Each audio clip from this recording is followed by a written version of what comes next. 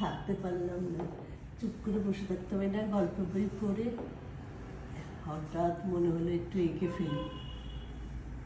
তো মা ছাড়া তো হবে না, মাকে দিয়েই আঁকা শুরু করলাম।